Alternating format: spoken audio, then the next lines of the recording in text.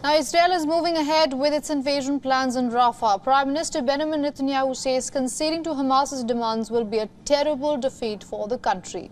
The Israeli army has called on Gazans living in Eastern Rafah to head to an expanded humanitarian area in Gaza Strip's Khan Younis and Al-Mawasi areas.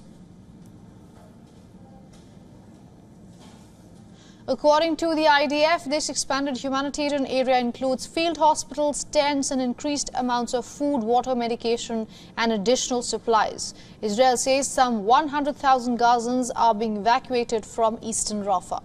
Further adding that calls to evacuate will be conveyed through flyers, SMSs, phone call and media broadcasts in Arabic. Israel issued these guidelines ahead of an expected military operation in the southern Gaza city. The order comes after a night of intense Israeli bombardment on Rafah, hours after Hamas rockets killed 3 of IDF soldiers. According to Hamas's health officials, the Israeli airstrikes killed at least 22 people, including 6 women and 5 children, one of them being just 5 days old.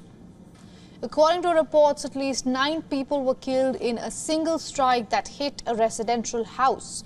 The Israeli military has confirmed the counter-strike, saying it struck the launcher from which Hamas's projectiles were being fired, as well as a nearby military structure. Following the Israeli airstrike, wounded Palestinians were taken to a nearby hospital. Now, correspondent Jody Cohen has more on this.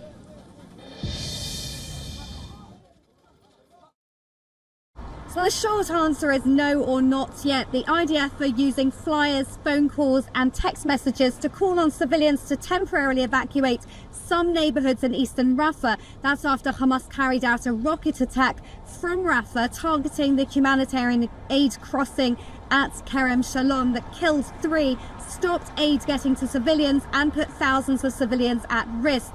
Monday's Holocaust Remembrance Day in Israel, and Foreign Minister Katz suggested that Hamas uses the same methods as the Nazis, hiding behind civilians while targeting civilians. Prime Minister Netanyahu said that Hamas is guided by the same goal as the Nazis, to wipe out Jews, that no amount of pressure will stop Israel from defending itself, and that never again is now. But Israel has indicated that it wouldn't go ahead in Rafah if Hamas releases all the hostages and surrenders, or that Israel would delay the operation in Rafah if Hamas agrees to release some of the hostages.